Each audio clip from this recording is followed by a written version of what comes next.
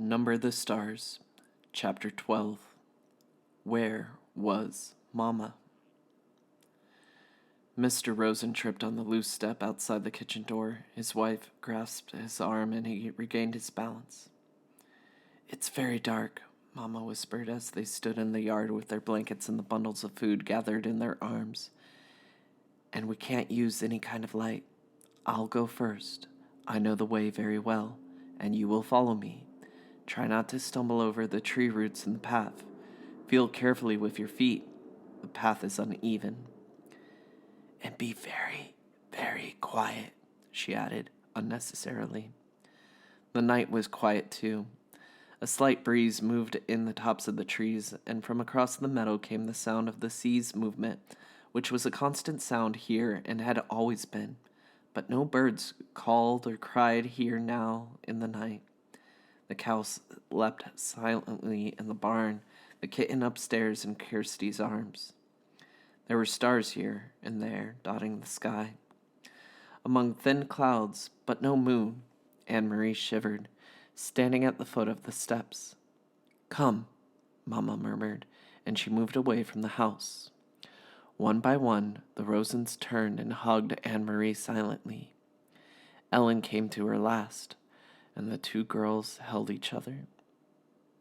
"I'll come back someday," Ellen whispered fiercely. "I promise." "I know you will," Anne-Marie whispered back, holding her friend tightly. Then they were gone, Mama and the Rosens. Anne-Marie was alone. She went into the house, crying suddenly, and closed the door against the night. The lid of the casket was closed again. Now the room was empty. There was no sign of the people who had sat there for those hours. Anne-Marie wiped her eyes with the back of her hand. She opened the dark curtains in the windows. She curled once more in the rocker, trying to relax. She traced their route in her mind. She knew the old path, too. Not as well as her mother, who had followed it almost every day of her childhood with her dog scampering behind her. But Anne-Marie had often walked to town and back that way, and she remembered the turns, the twisted trees whose gnarled roots pushed the earth now and then into knotted clumps, and the thick bushes that often flowered in early summer. She walked with them in her mind, feeling the way through the darkness. It would take them, she thought, half an hour to reach the place where Uncle Henrik was waiting with his boat. Mama would leave them there. Pausing a minute, no more, for a final hug, and then she would turn and come home. It would be faster for Mama alone, with no need to wait as the Rosens, unfamiliar with the path, slowly felt their way along. Mama would hurry, sure-footed, now, back to her children. The clock in the hall struck once. It was 2:30 in the morning. Her mother would be home in an hour, Anne-Marie decided. She rocked gently back and forth in the old chair. Mama would be home by 3:30. She thought of Papa, back in Copenhagen, alone. He'd be awake too. He'd be wishing he could have come, but knowing too that he must come and go as always to the corner store for the newspaper, to his office when morning came. Now he would be afraid for them, and watching the clock, waiting for the word that the Rosens were safe, that Mama and the girls were here at the farm, starting a new day with the sun shining through the kitchen window and cream on their oatmeal. It was harder for the ones who were waiting, Anne-Marie knew. Less danger, perhaps, but more fear. She yawned and her head nodded. She fell asleep, and it was a sleep as thin as the night clouds, dotted with dreams that came and went like the stars. Light woke her, but it was not really morning, not yet. It was only the first hint of a slightly lightening sky, a pale gleam at the edge of the meadow, a sign that far away, somewhere to the east where Sweden still slept, morning would be coming soon.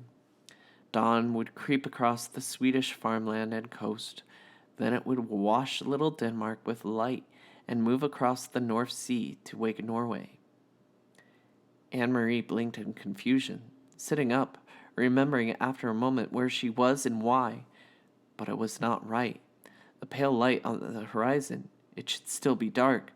It should still be night. She stood stiffly, stretching her legs, and went to the hall to look at the old clock. It was past 4 o'clock. Where was Mamma? Perhaps she had come home, not wanted to wake Anne Marie, and had gone to bed herself. Surely that was it. Mamma must have been exhausted. She had been up all night, had made the dangerous journey to the boat, and returned through the dark woods, wanting only to sleep. Quickly, Anne Marie went up the narrow staircase. The door to the bedroom where she had slept with Ellen was open. The two small beds were neatly made, covered with the old quilts, and empty. Beside it, Uncle Henrik's door was open, too, and his bed, too, was unused and empty. Despite her worry, Anne Marie smiled slightly when she saw some of Henrik's clothes crumpled in a chair and a pair of shoes caked with barnyard dirt lying on the floor. He needs a wife, she said to herself, imitating Mamma. The door to the other bedroom, the one Kirsty and Mamma were sharing, was closed. Quietly, not wanting to wake them, Anne Marie pushed it open. The kitten's ears moved, standing up straight, its eyes opened wide, and it raised its head and yawned. It pried itself out of Kirsty's arm, stretched, and then jumped lightly to the floor and came to Anne Marie. It rubbed itself against her leg and purred. Kirsty sighed and turned in her sleep, one arm free now of the kitten's warmth and comfort, flung itself across the pillow. There was no one else in the wide bed. Anne Marie moved quickly to the window which overlooked the clearing that led to the path's entrance.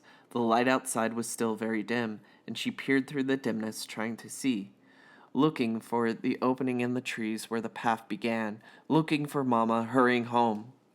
After a second, she saw a shape there, something unfamiliar, something that had not been there the day before.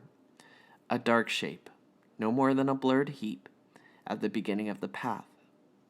Anne Marie squinted, forcing her eyes to understand, needing to understand, not wanting to understand. The shape moved, and she knew it was her mother, lying on the earth.